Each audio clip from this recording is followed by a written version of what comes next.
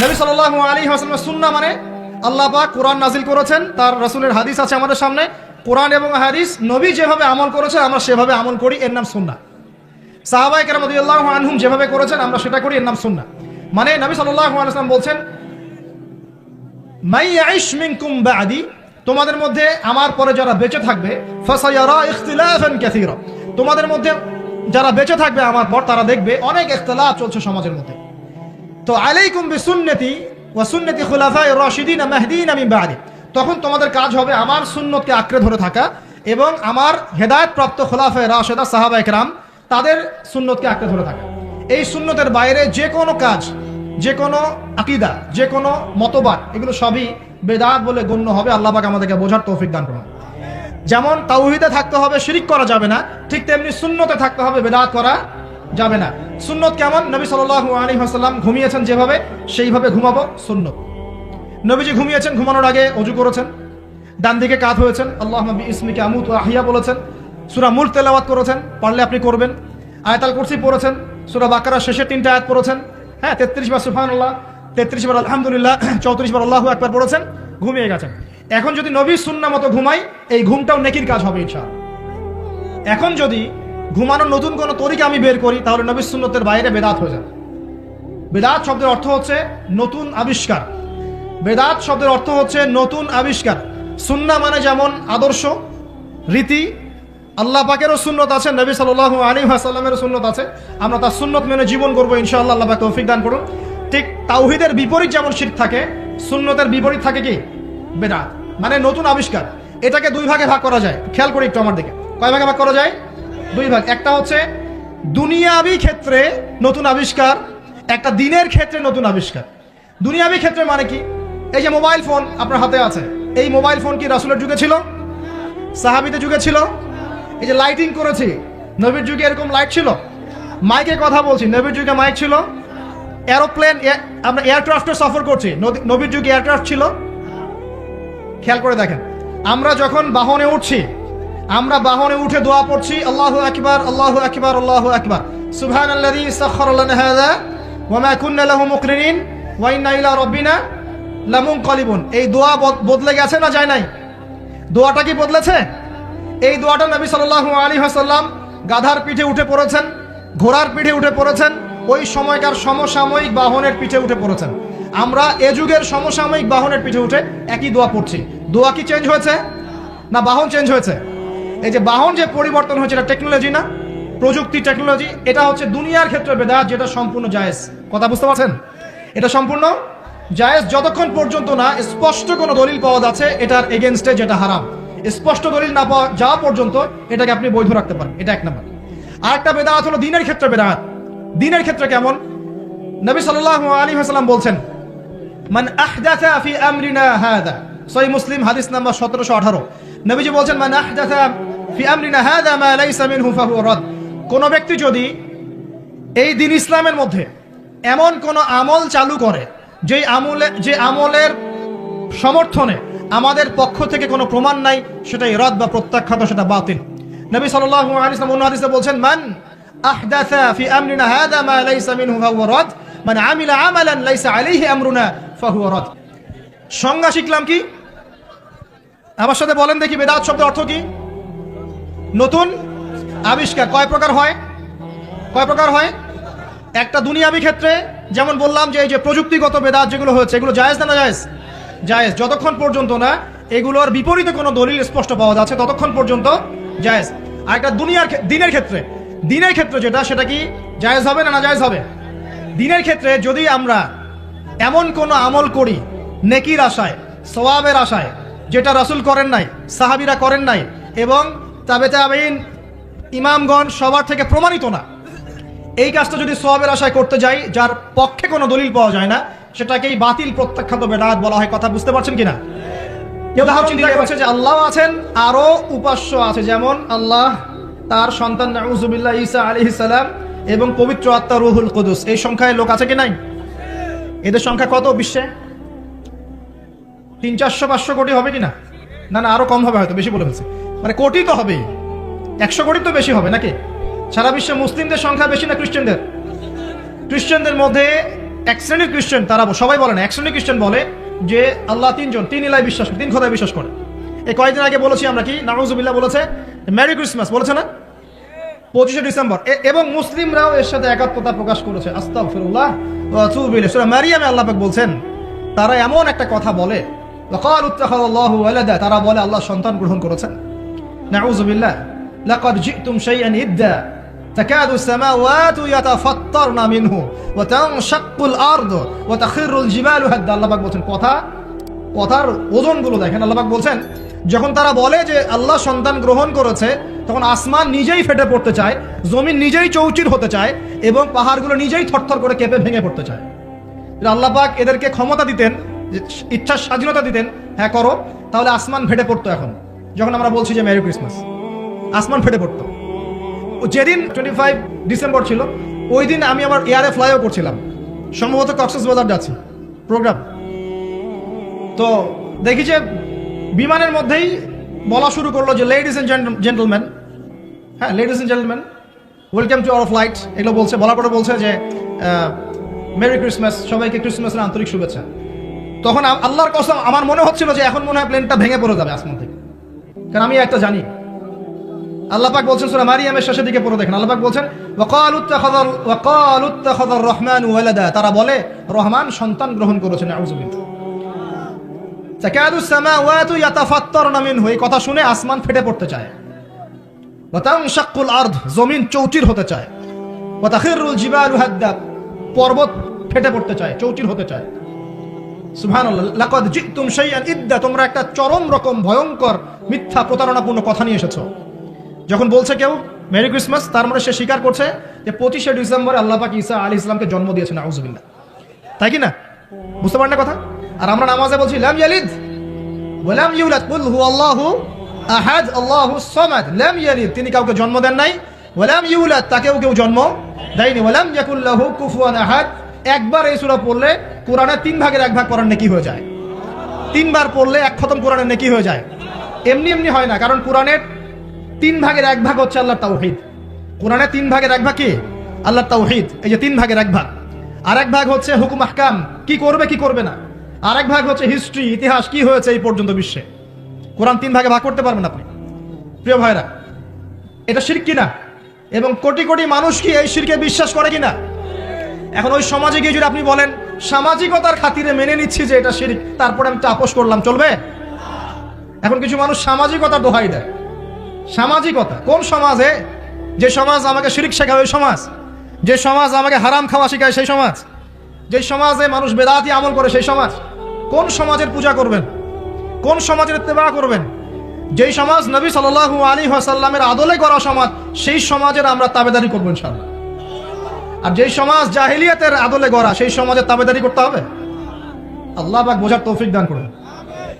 তো এই যে কিছু মানুষ এখানে শিরক করছে, তারপর কিছু মানুষ কি বলছে যে গ্রহ নক্ষত্র চন্দ্র সূর্যের উপাসনা করা যায়, করছে না মানুষ?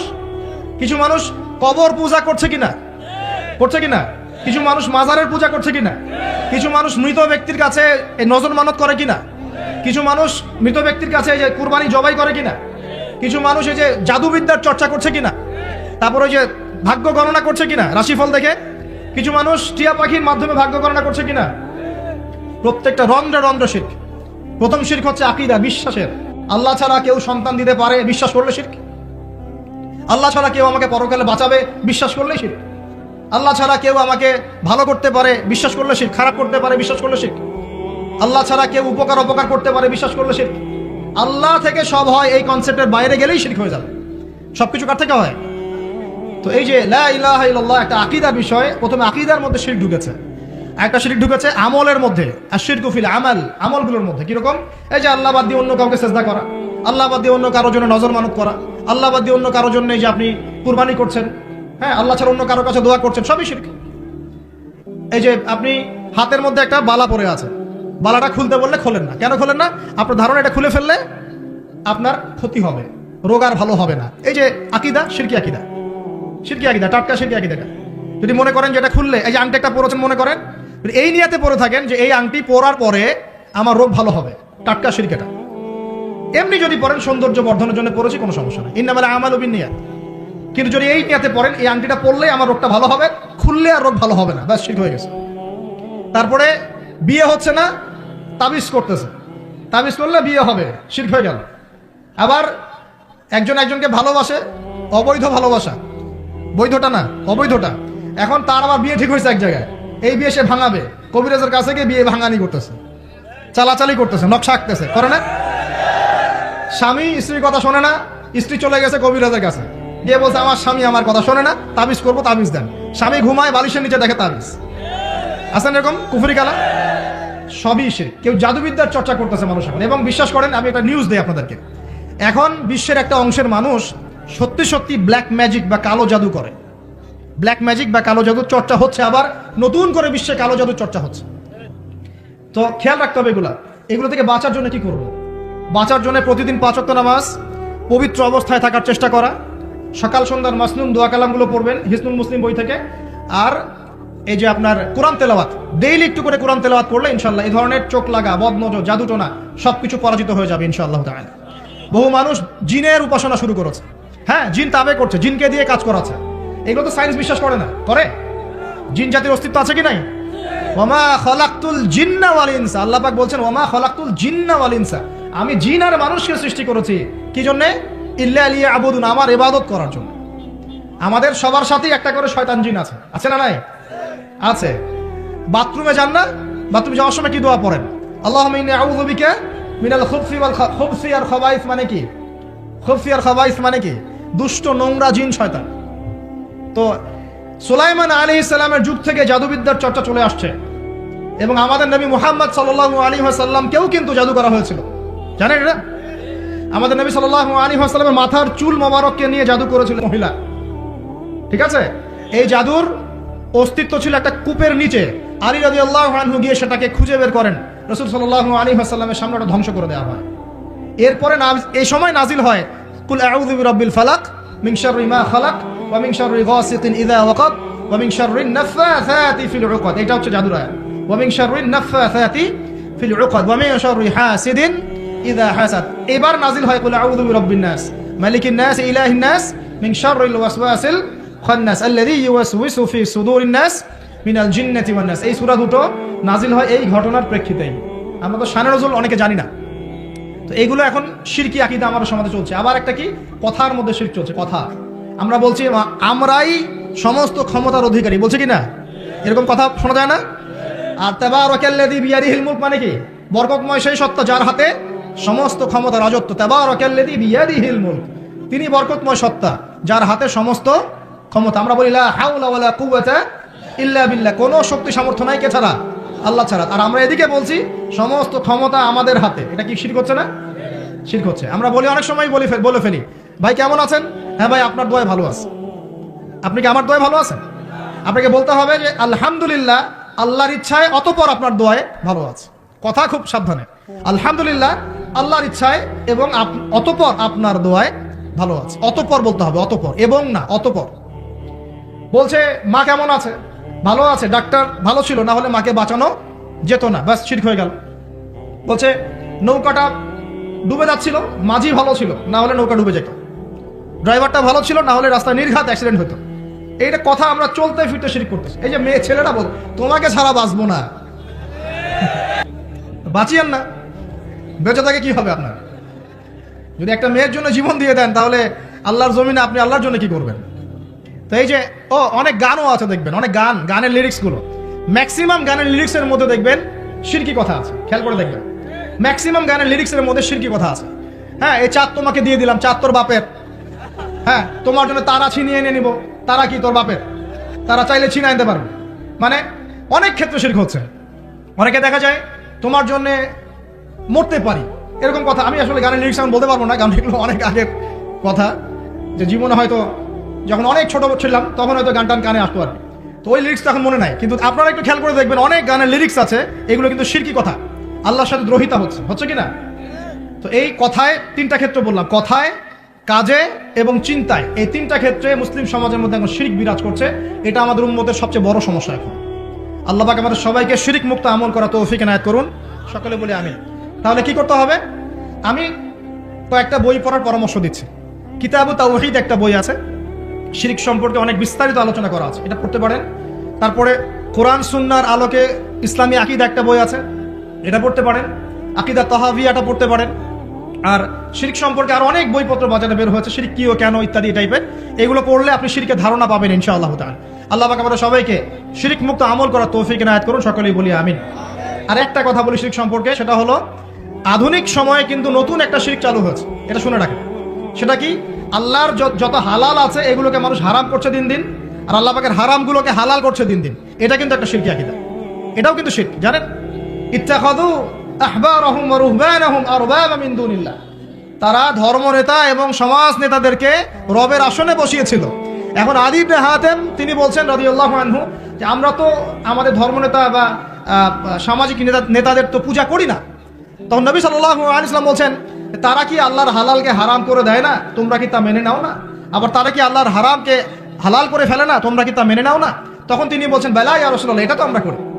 তখন নবী সাল্লাল্লাহু আলাইহি ওয়াসাল্লাম বলছেন তিলকা ইবাদাতুহুম, এটাই তো ওদের ইবাদত করা।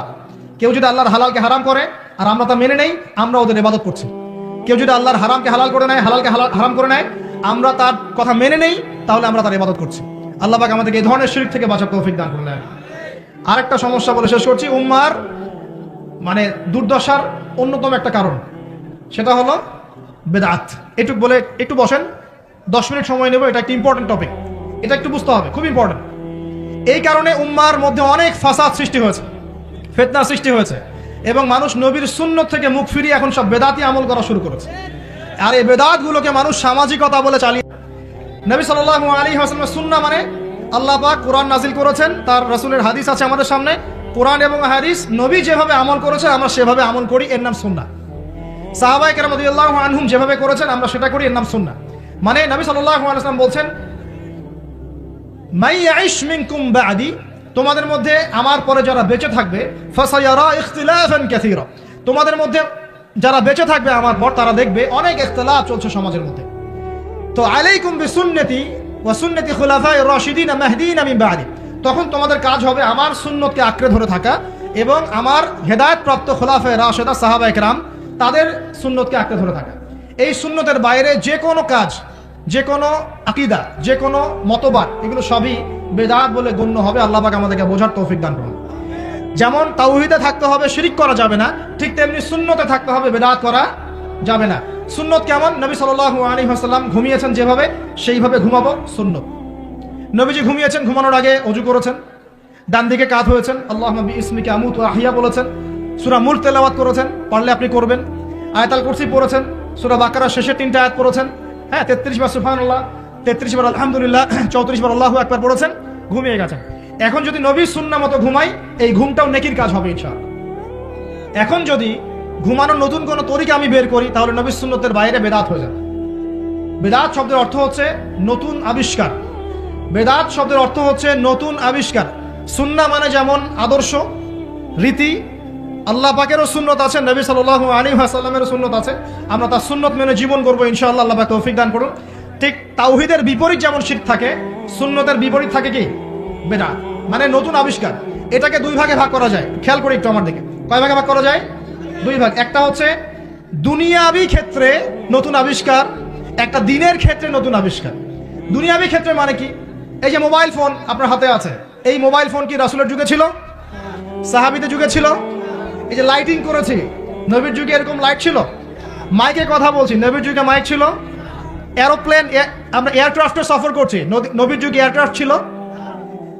খেয়াল করে দেখেন, আমরা যখন বাহনে উঠছি, আমরা বাহনে উঠে দোয়া পড়ছি, আল্লাহু আকবার, আল্লাহু আকবার, আল্লাহু আকবার, সুবহানাল্লাযী সাখখারা লানা হাযা ওয়া মা কুন্না লাহু মুকরিনিন ওয়া ইন্না ইলা রাব্বিনা লামুনকালিবুন। এই দোয়া বদলে গেছে না যায় নাই? দোয়াটা কি বদলেছে? এই দোয়াটা নবী সাল্লাল্লাহু আলাইহি ওয়াসাল্লাম গাধার পিঠে উঠে পড়েছেন, ঘোড়ার পিঠে উঠে পড়েছেন, ওই সময়কার সমসাময়িক বাহনের পিঠে উঠে পড়েছেন। আমরা এ যুগের সমসাময়িক বাহনের পিঠে উঠে একই দোয়া পড়ছি। দোয়া কি চেঞ্জ হয়েছে না বাহন চেঞ্জ হয়েছে? এই যে বাহন যে পরিবর্তন হয়েছে, এটা টেকনোলজি না, প্রযুক্তি, টেকনোলজি। এটা হচ্ছে দুনিয়ার ক্ষেত্রে বেদাত, যেটা সম্পূর্ণ জায়েজ। কথা বুঝতে পারছেন? এটা সম্পূর্ণ জায়েজ যতক্ষণ পর্যন্ত না স্পষ্ট কোনো দলিল পাওয়া যাচ্ছে এটার এগেনস্টে, যেটা হারাম। স্পষ্ট দলিল না পাওয়া যাওয়া পর্যন্ত এটাকে আপনি বৈধ রাখতে পারেন, এটা এক নাম্বার। আরেকটা বেদাত হলো দিনের ক্ষেত্রে বেদাত। দিনের ক্ষেত্রে কেমন? নবী সাল্লাল্লাহু আলাইহি ওয়াসাল্লাম বলছেন মান আহদাথা ফি আমরিনা হাযা, সহিহ মুসলিম হাদিস নাম্বার 1718। নবীজি বলছেন, মান আহদাথা ফি আমরিনা হাযা মা লাইসা মিনহু ফাহুয়া রাদ। কোন ব্যক্তি যদি এই দিন ইসলামের মধ্যে এমন কোন আমল চালু করে যে আমলের সমর্থনে আমাদের পক্ষ থেকে কোনো প্রমাণ নাই, সেটাই রদ বা প্রত্যাখ্যাত, সেটা বাতিল। নবী সাল্লাল্লাহু আলাইহি ওয়াসাল্লাম অন্য হাদিসে বলছেন, মান আহদাথা ফি আমরিনা হাযা মা লাইসা মিনহু ফাহুয়া রাদ, মান আমিলা আমালান লাইসা আলাইহি আমরুনা ফাহুয়া রাদ।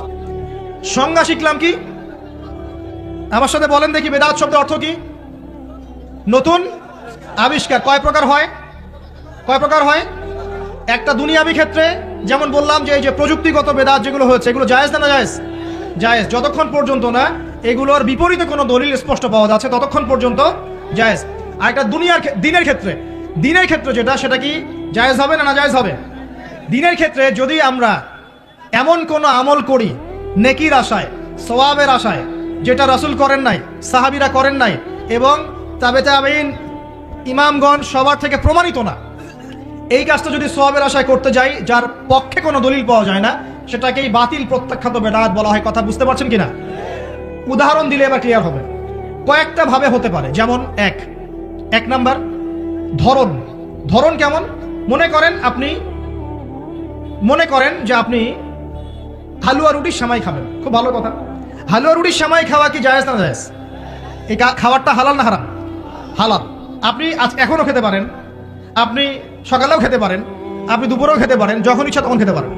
কিন্তু যদি আপনি কোনো দিবসকে কেন্দ্র করে এরকম একটা সংস্কৃতি চালু করেন যে আজকে 15ই শাবান আমরা সবাই এখন হালুয়া রুটি খাবো, এই যে একটা দিনকে কেন্দ্র করে আপনি একটা নতুন কাজ শুরু করলেন, এই কাজটাকে আমরা বেদাত বলে ফেলছি। মনে করেন আপনি দরুদ পড়বেন, খুব ভালো কথা, দরুদ ভালো জিনিস, দরুদ পড়লে নেকি হয়। কিন্তু দরুদ পড়লে নেকি হয়, রাসূলের জীবনী চর্চা করলে নেকি হয়, তাকে সালাম দিলে নেকি হয়, সব ঠিক আছে। কিন্তু এখন যদি আপনি নবীর জন্ম দিবসটাকে কেন্দ্র করে এই কাজগুলোকে ঘটা করে করার চেষ্টা করেন, যেটা নবীজি করেন নাই, সাহাবীরা করেন নাই, এটা হলো ধরনগত বেদাত। কথা বুঝতে পারছেন কিনা? দুই নম্বরে আসেন, একটা হয় জিন্সগত। জিন্স মানে প্রকরণ। এটা কেমন? আল্লাহ পাক আমাদেরকে কুরবানি করতে বলেছেন চতুষ্পদ জন্তু। চতুষ্পদ জন্তু বুঝি 4 পাওয়ালা। এখন ঘোড়ারও তো 4 পা আছে। এখন যদি আমরা কুরবানি করতে গিয়ে এখন ঘোড়া কুরবানি করা শুরু করি, বলেন কি বুঝলেন? আচ্ছা, ঘোড়া বাদ দেন, মুরগি কুরবানি করা শুরু করলেন, মোরগ কুরবানি করা শুরু করলেন, মনে করলেন যে সমস্যা কি, এটাও তো আল্লাহর সৃষ্টি, হালাল তো, মুরগি খাওয়া তো হালাল, মোরগ খাওয়া তো হালাল, তো গরু ছাগল বাদ দিয়ে মুরগি কুরবানি করলাম, কি সমস্যা? করতে পারবেন না, কারণ আল্লাহ পাক চতুষ্পদ জন্তু কুরবানির কথা বলেছেন। এটা যদি করেন জিন্সগত বেদাত হয়ে যাবে। কথা বুঝতে পারছেন? 3 নাম্বার, একটা হচ্ছে যেটাকে আমরা বলি আদাদ বা সংখ্যাগত। যেমন আল্লাহ পাক বলেছেন এশার নামাজ পড়তে 4 রাকাত, ফরজ নামাজ কয় রাকাত? 4 রাকাত। কেউ যদি মনে করে এখন না, নামাজ খুব ভালো কাজ, নামাজ পড়লে নেকি হয়, তো 4-এর জায়গায় আমি 5 রাকাত পড়বো, কি হবে? ফজরের নামাজ 2 রাকাত ফরজ। আর কেউ যদি মনে করে নামাজ তো খুব ভালো জিনিস, ভালো কাজ পড়লে কি সমস্যা, নামাজ তো পড়লে নেকি হয়, 2 রাকাত পড়লে নেকি হয়, 4 রাকাত পড়লে আরো বেশি নেকি হয়। আর 4 রাকাত পড়া শুরু করলো, কি হবে? গ্রহণযোগ্য না বাতিল? এটা হলো আপনার এই যে সংখ্যাগত একটা বেদাত হয়ে গেল। কথা বুঝতে পারছেন? একটা হচ্ছে আপনার স্থানগত বেদাত। স্থানগত কেমন? তাওয়াফ করতে হয় কোথায়? মাতাফে। কোথায় তাওয়াফ করে? মাতাফ। হজ করে কোথায়? আরাফার মাঠে। আমরা যদি মনে করি না আজকে আমরা লাঙ্গল কোটে হজ করব, এখানে একটা কাবা বানাবো, এখানেই হজের সব সিস্টেম করব, এখানেই তাওয়াফ হবে, এটা হবে কি? স্থানগত বাতিল একটা কাজ, স্থানগত বেদাত। তাওয়াফ করতে হয় মাতাফে। মাতাফে অনেক ভিড়, তাওয়াফ করার জায়গা নাই। কেউ মনে করলো না আমি হারাম শরীফের পিছন দিক থেকে তাওয়াফ করে আসি, 7 বার চক্কর দিয়ে আসি, হবে স্থানগত বেদাত। এরকম করে সংখ্যাগত, ধরনগত, স্থানগত, প্রকরণগত বেদাত হতে পারে। আবার পদ্ধতিগত হতে পারে, কাইফিয়াত। যেমন ওযু করতে হয়, প্রথমে বিসমিল্লাহ বলেন, এই যে হাত ধুচ্ছেন, কুলি করছেন, নাকে পানি দিচ্ছেন, তাই না? তারপরে কোনোই ধুচ্ছেন, আস্তে আস্তে পা ধুচ্ছেন। এখন আপনি চিন্তা করলেন যে ওযু তো ওযুই, হাত ধোয়া পা ধোয়া নিয়েই কথা, আমি আগে পাটা ধুই, তারপরে মাথা মাসা করি, তারপরে হাত ধুবো কোনোই পর্যন্ত, তারপরে কুলি করে ওযু মাশাআল্লাহ সারা। পদ্ধতি নতুন বানালেন, এটা কি হবে? পদ্ধতিগত বেদাত। এই কারণেই বলছি দরুদ আপনি পড়বেন, ঠিক আছে, কোনো সমস্যা নাই, আপনি আল্লাহর জন্য দাঁড়িয়ে কিয়াম করবেন, কোনো সমস্যা নাই। কিন্তু নবী সাল্লাল্লাহু আলাইহি ওয়াসাল্লাম, সাহাবায়ে কেরাম কি এভাবে দরুদ পড়ে তাদেরকে আল্লাহ রসুলকে হাজির নাজির মেনে দাঁড়িয়ে গিয়ে কিয়াম করেছেন কিনা, এর দলিল আগে দেখতে হবে। যদি দলিল পাওয়া যায় করবেন, পাওয়া যায় না টাটকা বেদাত করা যাবে না। যদি আপনার কাছে দলিল থাকে করবেন, আমার কাছে দলিল নাই, আমি করি নাই, সিম্পল। এখানে সামাজিকতা, এখানে পলিটিক্স, পরিবেশ, অমুক তমুক দেখার সময় সুযোগ আমাদের নাই। কারণ সারা দুনিয়ার মানুষ যদি সুদ খায়, আমরা সুদ খেতে পারবো না। সারা দুনিয়ার মানুষ যদি বলে যে জেনা হালাল, আমরা জেনা করতে পারবো না। সারা দুনিয়ার মানুষ যদি বলে মাদকদ্রব্য হালাল, সবাই খাচ্ছে, আমি খেলে কি সমস্যা, আমরা খেতে পারবো না। সারা দুনিয়ার মানুষ যদি বলে দাড়ি কেটে ফেলো, সবাই কেটে ফেলছে, আমরা কাটতে পারবো না। সারা দুনিয়ার মানুষ যদি বলে যে নামাজ কেউ পড়তেছে না, আমরা না পড়লে কি সমস্যা, আমরা পড়তে এরকম কাজ করতে পারবো না। সারা দুনিয়ার মানুষ বলছে যে এই যুগে কি আর আল্লাহর বিধান চলে, কিন্তু আমরা বলবো যে হ্যাঁ, প্রত্যেক যুগেই আল্লাহর বিধান চলার চেষ্টা করতে হবে। সারা দুনিয়ার মানুষ কি বললো আর সংখ্যাগরিষ্ঠ মানুষ কি বললো, এগুলো দেখার বোঝার সময় নেই আমাদের, কারণ কোরআন এবং সুন্নাহ যা বলেছে অকাট্য সত্য তাই করতে হবে। এই কাজের পিছনে যদি দলিল পাওয়া যায় কাজ করবেন, যদি দলিল পাওয়া না যায় তারপরেও যদি আপনি করেন, আপনি টাটকা বেদাতি মানুষ একজন। আর একজন বেদাতি মানুষের সাথে তর্ক করার মতো কুরুচিও আমাদের কাছে নাই। বেদাতের কেন করে মানুষ? অজ্ঞতা বশত, হঠকারিতা বশত, দলিল না থাকার কারণে, জাল দলিল পেশ করার কারণে। কেন মানুষ করে? মানুষ করে দুনিয়ার স্বার্থকতার কারণে, লৌকিকতার কারণে, মানুষকে সন্তুষ্ট করার কারণে।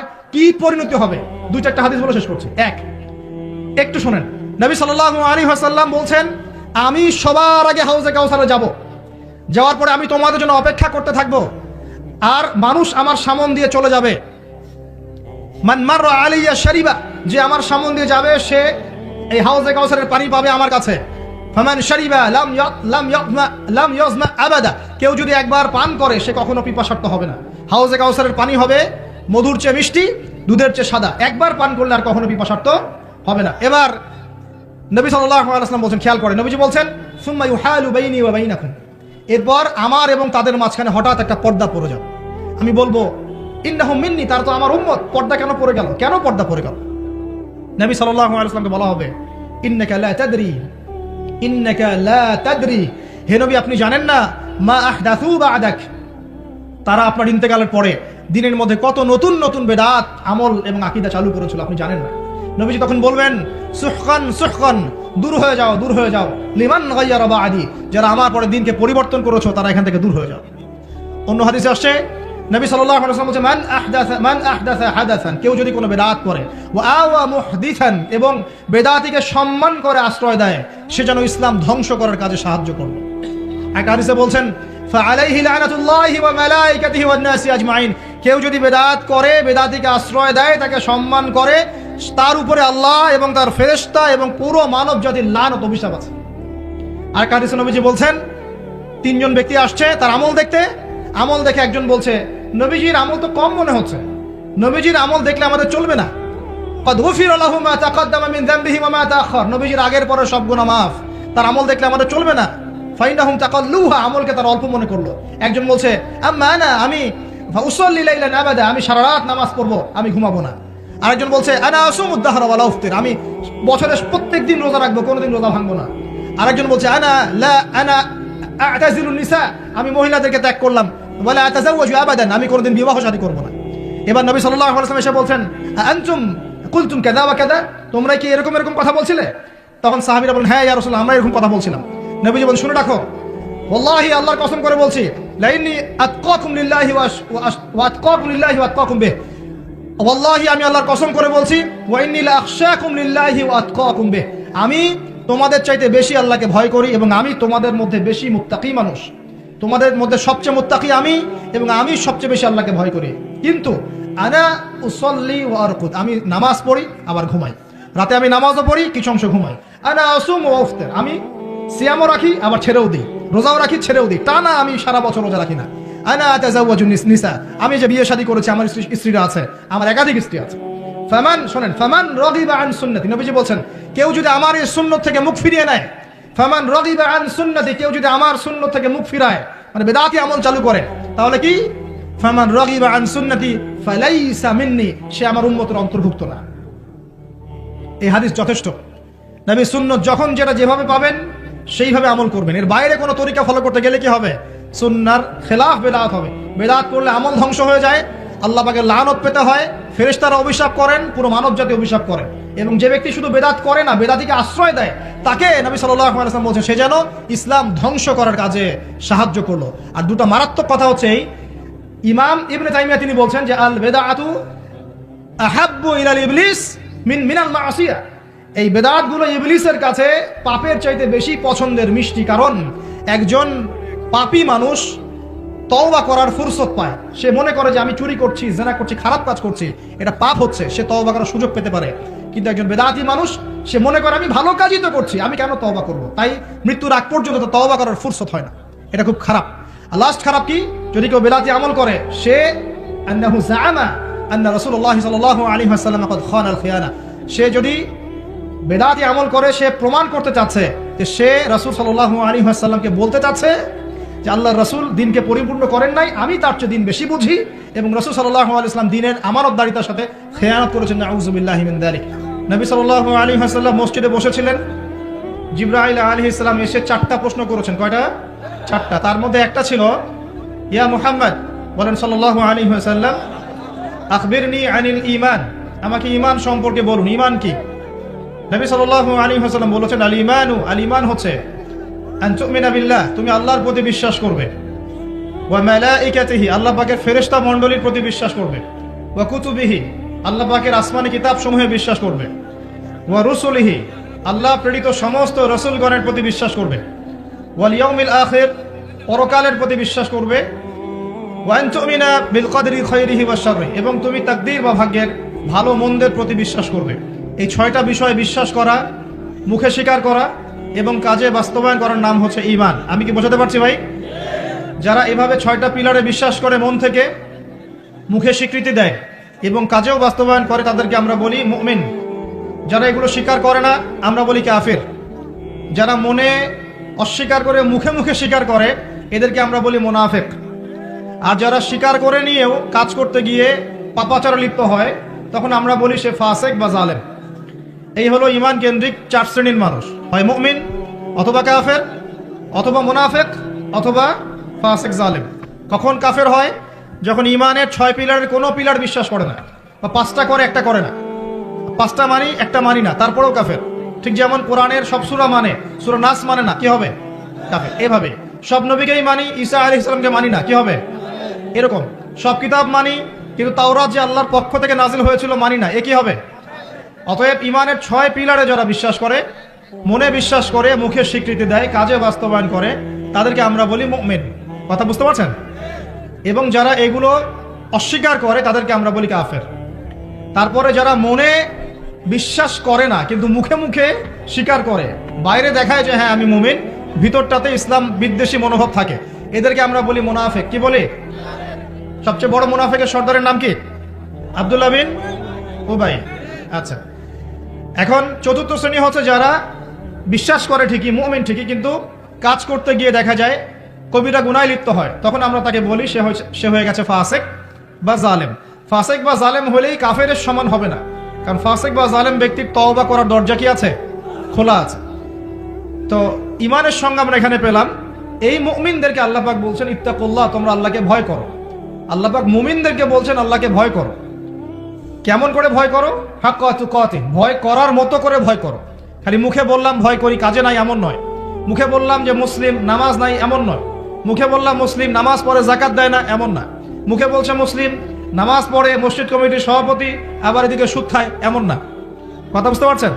ভয় করার মতো ভয় করো। নামাজ পড়ি, তাহাজ্জুদ পড়ি, আবার বাইরে বেপরদায়ও যাই, এমন ভয় না। নামাজ পড়ি, রোজা রাখি, আবার সিগারেটও খাই, এমন ভয় না। নামাজ রোজা ঠিক আছে, গার্লফ্রেন্ডকে নিয়ে ঘুরে বেড়াই, এমন ভয় না।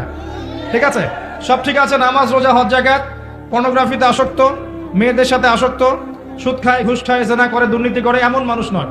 ইত্তাকুল্লাহ হাক্কা তুকাতি, আল্লাহকে ভয় করো, ভয় করার মতো করে ভয় করো। ওয়ালা তামুতুন্না ইল্লা ওয়া আনতুম মুসলিমুন, পরিপূর্ণ আত্মসমর্পণকারী মুসলিম না হয়ে মৃত্যুবরণ করো না। আয়াতের কথাগুলো কি কঠিন না সহজ? ভয় করার মতো ভয় একটা এক্সাম্পল দিতে পারি। সামনে রমাদান মাস আসছে, রমজান মাসে ইনশাআল্লাহ আমরা সবাই রোজা রাখবো ইনশাআল্লাহ। আল্লাহ পাক আমাদের সবাইকে রমজানে পৌঁছে দিন এবং 30টা রোজা ঠিকঠাক মতো রাখার তৌফিক দান করুন। রমজানের সওম থাকে, যাকাত প্রদান করা হয়, তারাবি তাহাজ্জুদ আমরা পড়ি, কোরআন খতম করি, আলহামদুলিল্লাহ মানুষকে ইফতার করাই। দেখেন এই কাজগুলো যখন আমরা করি কেউ কিন্তু দেখছে না আমি রোজা আছে কিনা। ইচ্ছা করলে আপনি গোসল করার সময় 1 গ্লাস পানি খেয়ে ফেলতে পারেন, ওযু করার সময় চুপ করে পানি খেয়ে ফেলতে পারেন, কেউ কি দেখবে? কিন্তু আপনি করেন না। কেন করেন না? কারণ আপনি বিশ্বাস করেন আল্লাহ পাক হাজির নাজির, আল্লাহ পাক দেখছেন, শুনছেন, জানছেন। এই যে আল্লাহকে ভয় করি না দেখেই, সর্বাবস্থায় আল্লাহ পাক আমাকে দেখছেন, এই কনসেপ্টটা লালন করি, এটাই হলো হাক্কা তুকাতি, ভয় করার মতো ভয় করা। আরেকটা এক্সাম্পল দেওয়া যায়, জিবরাইল আলাইহিস সালাম একটা প্রশ্ন করছেন নবী সাল্লাল্লাহু আলাইহি ওয়াসাল্লামকে, ইয়া মুহাম্মদ সাল্লাল্লাহু আলাইহি ওয়াসাল্লাম আখবিরনি আনিল ইহসান, আমাকে ইহসান সম্পর্কে বলুন, ইহসান কি? নবীজি বলছেন সাল্লাল্লাহু আলাইহি ওয়াসাল্লাম, আল ইহসান, ইহসান হচ্ছে আন তা'বুদাল্লাহা কাআন্নাকা তারাহ, ইহসান হচ্ছে তুমি এমন ভাবে আল্লাহর ইবাদত করবে যেন তুমি আল্লাহকে দেখতে পাচ্ছ। নামাজ পড়ছো, মনে হচ্ছে আল্লাহ আমাকে দেখছেন, আমি আল্লাহকে দেখছি। যাকাত দিচ্ছ, খেয়াল খুব যে আল্লাহ আমাকে দেখছেন। দান সদকা করছো, মনে রাখবে আল্লাহ আমাকে দেখছেন, রিয়া করো না। কোরআন তেলাওয়াত করছো, চিন্তা করছো আল্লাহ আমাকে দেখছেন। আপনি রাত্রে বেলা মেয়েদের সাথে কথাবার্তা বলতে পারছেন না, কারণ আপনি চিন্তা করছেন আল্লাহ আপনাকে দেখছেন। আপনি সুদ খেতে পারছেন না, কারণ চিন্তা করছেন আল্লাহ আমাকে দেখছেন। গোপনে পাপ করতে পারছেন না, আল্লাহ আমাকে দেখছেন। এই যে কনসেপ্ট, আনতা আবুদাল্লাহ কাআন্নাকা তারা, তুমি এমন ভাবে আল্লাহর ইবাদত করবে যেন তুমি আল্লাহকে দেখছো। ওয়া ইল্লাম তাকুন তারা, তুমি যদি আল্লাহকে দেখতে না পারো, কারণ বাইরের চোখ দিয়ে আল্লাহকে দেখা যাবে যাবে না, আসলে যাবে না। জান্নাতীরা আল্লাহকে দেখবে ইনশাআল্লাহ। কারা দেখবে? জান্নাতীরা আল্লাহ পাককে দেখবে। এটা বলে দিই ছোট্ট করে, জান্নাতের যত নাজ নেয়ামত দেওয়া হবে, এই নাজ নেয়ামতগুলো দেওয়ার পরে আল্লাহ পাক জিজ্ঞাসা করবেন আর কিছু চাও? তখন জান্নাতীরা বলবেন, এত নেয়ামত আল্লাহ আপনি দিয়েছেন, আর কি চাই? এত নাজ নেয়ামত দিয়েছেন, আর কি চাইতে পারে? তখন আল্লাহ রাব্বুল আলামিন যত নূরের পর্দা আছে এগুলো উঠিয়ে দিবেন, উঠিয়ে সরাসরি আল্লাহ পাকের দিদার দিবেন ইনশাআল্লাহ তাআলা। এরপর জান্নাতের সৌন্দর্য ফিকে মনে হবে। স্বাভাবিক, কে সবচেয়ে বেশি সুন্দর? আচ্ছা, তো এই দুনিয়াতে আল্লাহকে দেখা যাবে না এই চোখ দিয়ে। তাহলে ওয়া ইল্লাম তাকুন তারা, তুমি যদি আল্লাহকে দেখতে না পারো, ফাইন্নাহু ইয়ারাক, তাহলে জেনে রাখবে আল্লাহ পাক তোমাকে দেখছেন। এই কনসেপ্টটার নাম হচ্ছে ইহসান। ইহসানের সাথে যদি প্রতিটা ইবাদত করা যায়, তাহলে আমরা প্রকৃত তাকওয়া অর্জন করতে পারবো ইনশাআল্লাহ তাআলা। ওয়ালা তামুতুন্না ইল্লা ওয়া আনতুম মুসলিমুন, আর পরিপূর্ণ মুসলিম না হয়ে তোমরা মৃত্যুবরণ করো না। যখন আমরা টেবিলের নিচ দিয়ে ঘুষ নেই, যদি আমরা ইহসান বুঝতাম, ইহসান কি জিনিস, আমি এটা করতে পারতাম না। যদি আমরা মানে উপর থেকে একটা বাজেট পেশ হচ্ছে, আস্তে আস্তে হাতি লঞ্চ করা হচ্ছে, একটা হাতি আস্তে আস্তে আস্তে আস্তে আস্তে আপনার আমার কাছে আস্তে আস্তে মাছি হয়ে গেল। এটা হতো না যদি আমার কাছে ইহসান থাকতো। নামাজ পড়ছি আর মানুষ আমার নামাজ দেখছে, এই জন্য নামাজ লম্বা করছি, ইহসান থাকলে এটা হতো না। মানুষ জানুক যে আমি বড় দানশীল, এই জন্য ওয়াজ মাহফিলে এসে আমি নাম প্রকাশ করছি, আমি দিয়েছি 10, আমি 20, আমি 50, এই যে মানুষ জানুক আমি দানশীল, এরকম কনসেপ্ট থাকলে রিয়া হয়। ইহসান থাকলে রিয়া হতো না। ইহসান কি এটাই আগে বুঝি। প্রত্যেকটা ইবাদত এমন ভাবে করা যে আল্লাহ আমাকে দেখছেন এবং আল্লাহ পাকে সন্তুষ্টির জন্যই করা, রাসূলের তরিকাতেই করা। আল্লাহ রাব্বুল আলামিন সবাইকে ইহসানের সাথে ইবাদত করার তৌফিক দান করুন। এরপর আল্লাহ পাক বলছেন, ওয়ালা তামুতুন্না ইল্লা ওয়া আনতুম মুসলিমুন, মানে পরিপূর্ণ মুসলমান না হয়ে মৃত্যুবরণ করো না। এই জায়গাতে আমাদের অনেকের সমস্যা। আমরা মাশাআল্লাহ মুসলিম পরিবারে জন্ম নিয়েছি ঠিকই, কিন্তু ইসলামের অনেক বেসিক জিনিস আমরা জানি না। ঠিক আছে, মুসলিম পরিবারে জন্ম নেওয়ার পরেও দেখা যায় দুর্ভাগ্যজনক আমাদের অনেকেই নামাজ পড়ি না। মুসলিম পরিবারে জন্ম নিয়েছি কিন্তু কোরআন তেলাওয়াত করতে জানি না। মুসলিম পরিবারে জন্ম নিয়ে মাশাআল্লাহ বড় বড় জায়গায় চলে গেছি, দেশের অর্থনীতির, বিশ্বের অনেক জায়গায় চলে গেছে, কিন্তু কোরআনের 20টা 30টা সূরা পড়ার তৌফিক হচ্ছে না। নবীর হাদিস 30-40টা মুখস্থ করার তৌফিক হচ্ছে না। ইসলামের আকীদার বইগুলো পড়ার তৌফিক হচ্ছে না। ইসলামের হিস্ট্রি, ইকোনমিক্স পড়ার তৌফিক হচ্ছে না। নবীর সুন্নাহ মাফিক জীবন গড়ার তৌফিক হচ্ছে না। দাড়ি পর্যন্ত ছেড়ে দেওয়ার তৌফিক হচ্ছে না। তাহলে মুসলিম পরিবারে জন্ম নেওয়াটা বড় কথা না পরিপূর্ণ ইসলাম পালন করাটা বড় কথা? তো পরিপূর্ণ ইসলাম পালন করার আগে কনসেপ্ট ঠিক করতে হবে যে ইসলাম কি একটা পরিপূর্ণ জীবন বিধান নাকি ইসলাম একটা আংশিক জীবন বিধান। উত্তরটা আমরা নিব আল্লাহ রাব্বুল আলামিনের কাছ থেকে। সূরা মাঈদা আয়াত নাম্বার 3, সূরা মাঈদা আয়াত নাম্বার 3 আল্লাহ পাক বলছেন, বিসমিল্লাহির রহমানির রহিম, আল ইয়াউমা আকমালতু লাকুম দীনাকুম ওয়া আতমামতু আলাইকুম নি'মাতি ওয়া রাদিতু লাকুমুল ইসলামা দীনান। আমার সাথে একটু কথা বলবেন। এই আয়াতটা নাজিল হয়েছে বিদায় হজের ভাষণের সময়। বিদায় হজে কিন্তু কয়েকটা ভাষণ হয়েছে। এই বিদায় হজেই সূরা নাসর নাজিল হয়, ইযা জাআ নাসরুল্লাহি ওয়াল ফাতহ। এই বিদায় হজেই যখন নবী সাল্লাল্লাহু আলাইহি ওয়াসাল্লাম ভাষণ দিচ্ছিলেন যে আমি কি তোমাদের কাছে আল্লাহর দিন পৌঁছে দিয়েছি, সাহাবীরা বলছিলেন যে হ্যাঁ, বালা ইয়া রাসূলুল্লাহ, অবশ্যই পৌঁছে দিয়েছেন। তিনি আসমানের দিকে আঙ্গুল তুলে বলছিলেন আল্লাহুম্মা ফাশহাদ, 3 বার বলেছেন আল্লাহুম্মা ফাশহাদ, আল্লাহুম্মা ফাশহাদ, যে আমি আমার দায়িত্ব পৌঁছে দিয়েছি।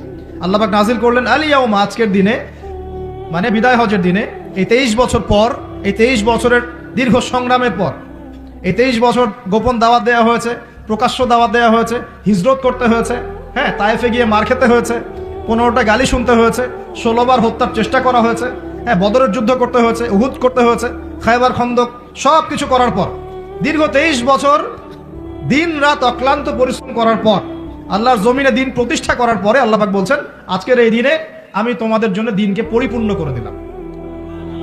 আল-ইয়াওমা আকমালতু লাকুম দীনাকুম, আমি আজকে তোমাদের জন্য দিন ইসলামকে পরিপূর্ণ করলাম। পরিপূর্ণ মানে কি? এই গ্লাস কি পরিপূর্ণ? এটা পরিপূর্ণ না, এটাতে ফাঁকা আছে। একদম পরিপূর্ণ মানে যেখানে কোনো কিছু ঢোকানোর সুযোগ থাকবে না, বের করার সুযোগ থাকবে না। আমরা যারা সায়েন্স পড়েছি টুকটাক সবাই জানি, একটা গ্লাস যদি ফিল আপ করা হয় পানি দিয়ে, এখানে যদি আমি একটা ইটের বা পাথরের টুকরা ফেলে দেই, তাহলে ওই পাথর যে পরিমাণ জায়গা দখল করবে ততটুকু পরিমাণ পানি বের হয়ে যাবে কিনা? ওই কঠিন পদার্থটা স্থান দখল করবে না? ঠিক একইভাবে ইসলামের মধ্যে যদি নতুন কিছু ঢুকানো হয় তাহলে দেখা যাবে ইসলামে কিছু বের হয়ে চলে আসবে। ইসলামে কিছু নতুন ঢুকাবেন তাহলে মূল ভেজাল যেটা ঢুকাবেন ওই জায়গায় খাঁটি কিছু বের হয়ে চলে আসবে। বুঝতে পারছি? আচ্ছা, তাহলে ইসলামে কোনো কিছু ঢোকানোর সুযোগ নাই, বের করার সুযোগ নাই। আচ্ছা আসুন, আল্লাহ পাক বলছেন আল-ইয়াওমা আকমালতু লাকুম দীনাকুম, আমি দ্বীন ইসলামকে আজকে পরিপূর্ণ করলাম। ওয়া আতমামতু আলাইকুম নি'মাতি, তোমাদের উপর আমি আমার নিয়ামতকে পূর্ণতা দিয়ে দিলাম। ওয়া রাদিতু লাকুমুল ইসলাম দীনান, দ্বীন ইসলামকে তোমাদের জীবন বিধান মনোনীত করে আমি আল্লাহ তোমাদের প্রতি সন্তুষ্ট হয়ে গেলাম। সুবহানাল্লাহ। তো প্রিয় ভাইরা, এখান থেকে বুঝতে পারলাম যে দ্বীন ইসলাম একটা পরিপূর্ণ জীবন বিধান। কেউ যদি বলে দ্বীন ইসলাম পরিপূর্ণ নয়, কেউ যদি বলে দ্বীন ইসলাম পরিপূর্ণ নয়, কিছু ঢোকানোর বাকি আছে বা কিছু বের করা যাবে, তাহলে ইমাম মালিক রাহিমাহুল্লাহর ভাষায় ফাকাদ খানা ফাকাদ জাআমা আন্না রাসূলুল্লাহ সাল্লাল্লাহু আলাইহি ওয়াসাল্লাম ফাকাদ খানা রিসালা, এই সেন্টেন্সটা বুঝবেন। ইমাম মালিক রাহিমাহুল্লাহ বলছেন কেউ যদি চিন্তা করে যে ইসলাম পরিপূর্ণ নয়, কিছু ঢোকানোর সুযোগ আছে, বের করার সুযোগ আছে, ঠিক আছে, তাহলে ফাকাদ আন্নামা জাআমা আন্না রাসূলুল্লাহ সাল্লাল্লাহু আলাইহি ওয়াসাল্লাম ক্বাদ খানা রিসালা, তাহলে সে যেন এটা প্রতিষ্ঠা করতে চাচ্ছে বা ধারণা করছে যে নবী সাল্লাল্লাহু আলাইহি ওয়াসাল্লাম তার উপর অর্পিত রিসালাতের দায়িত্বে খেয়ানত করেছেন। নাউযুবিল্লাহ। তাই না বিষয়টা? যদি নবী সাল্লাল্লাহু আলাইহি ওয়াসাল্লাম কি আমাদেরকে কোনো বিষয় বলতে বাদ রেখেছেন যেটা ভালো, এমন কিছু নিষেধ করতে বাদ রেখেছেন যেটা খারাপ? যত কিছু ভালো আমাদের নবী সাল্লাল্লাহু আলাইহি ওয়াসাল্লাম তা আমাদেরকে শিখিয়েছেন, ঠিক আছে না? আর যা কিছুই খারাপ তা থেকে আমাদের নবী সাল্লাল্লাহু আলাইহি ওয়াসাল্লাম আমাদেরকে বিরত থাকতে বলেছেন। মানে আল্লাহ এবং তার রাসূল ভালো কিছু বলতে বাদ রাখেন নাই এবং খারাপ কিছু থেকে বারণ করতে বাদ রাখেন নাই। তাহলে কেউ যদি মনে করে ইসলাম পরিপূর্ণ না, কিছু ঢুকানোর সুযোগ আছে, বের করার সুযোগ আছে, তাহলে সে ধারণা করছে যে রাসূল সাল্লাল্লাহু আলাইহি ওয়াসাল্লাম তার উপর অর্পিত রিসালাতের দায়িত্বে নাউযুবিল্লাহ খেয়ানত করেছে। তাই হচ্ছে না প্রমাণ? এবং সে দাবি করতে চাচ্ছে যে সে ইসলাম নবীর চেয়ে সাহাবীদের চেয়ে ভালো বোঝে, তারা যেটা করেন নাই সে সেটা করছে। তার মানে কি? সে ধারণা করছে যে আমি রাসূলের চাইতে সাহাবীদের চাইতে দিন বেশি বুঝি, তাই না? রাসূলুল্লাহ সাল্লাল্লাহু আলাইহি ওয়াসাল্লাম 15ই শাবানে হালুয়া রুটি খেয়েছেন নাকি? এবং সবাইকে এটা খাওয়ার ট্রেডিশন তৈরি করে দিয়েছেন নাকি? রাসূলুল্লাহ সাল্লাল্লাহু আলাইহি ওয়াসাল্লাম তার নিজের জন্মদিন পালন করেছেন নাকি? সাহাবায়ে কেরাম রাদিয়াল্লাহু আনহুম কেউ কোনোদিন করেছে নাকি? এরকম অসংখ্য ঘটনা আছে, অসংখ্য, যেগুলো আমাদের সমাজে অহরহ চলছে কি চলছে না? তো যখন এগুলোতে আমরা আমল করতে শুরু করব, তার মানে আমি এটা প্রমাণ করতে চাচ্ছি যে আমি নবীর চাইতে সাহাবীদের চাইতে দিন বেশি বুঝি। নাউযুবিল্লাহ। এবং নবী সাল্লাল্লাহু আলাইহি ওয়াসাল্লাম দিন পরিপূর্ণ করে প্রতিষ্ঠা করে যান নাই, আমি একটু বেশি বুঝি, এখানে একটু ঢোকার সুযোগ আছে, বের করার সুযোগ আছে। মানে নবী খেয়ানত করেছেন, আমি আমার দায়িত্ব পরিচয় দিচ্ছি। নাউযুবিল্লাহ। আস্তাগফিরুল্লাহ ওয়া আতুবু ইলাইহি, এরকম প্রমাণ করতে চাচ্ছি আমরা। প্রিয় ভাইরা, এক নম্বরে শিখি আগে যে দিন পরিপূর্ণ, এখানে ঢোকানোর সুযোগ নাই, বের করার কোনো সুযোগ নাই। এখন মডারেশন শুরু হয়েছে, দি মডারেশন অফ ইসলাম, মানে ইসলামকে মডারেট করা হচ্ছে আর কি। মানে ইসলাম ঠিক আছে মানি, কিন্তু সুদটা একটু বেশি বাড়াবাড়ি মনে হয়, এটা বাদ দিলে হয় না, এরকম চিন্তা। ইসলাম মানি ঠিক আছে, কিন্তু পর্দার ক্ষেত্রে একটু শিথিলতা আনলে কি সমস্যা, এরকম মনে হয়। ইসলাম মানি ঠিক আছে, কিন্তু ইসলামের শরিয়া লজ, এই হাত কেটে ফেলা, আবার জিনা করলে বেত্রাঘাত করা, হ্যাঁ ব্যভিচার করলে রজম করা, এগুলো তো এই যুগে চলে কিনা, মানে এরকম থিঙ্কিংস আমাদের মধ্যে আসছে কিনা, এখন ঢুকানো হচ্ছে কিনা এগুলা। তাই ইসলাম মানি মডারেট করতে হবে। নামাজ পড়বো, কিন্তু হ্যাঁ মডারেট মুসলিম, আমি নামাজও পড়ি, আবার হিন্দু, বৌদ্ধ, খ্রিস্টান, অন্য ধর্মের এইগুলোর সাথে একাত্মতা পোষণ করি। হ্যাঁ, 4 ধর্ম মিলে একটা মানব ধর্ম বানাচ্ছি, ঠিক আছে। কেউ বলছে নবী সাল্লাল্লাহু আলাইহি ওয়াসাল্লাম নাকি শেষ নবী নন, আরো নবী আসতে পারে। নাউযুবিল্লাহ।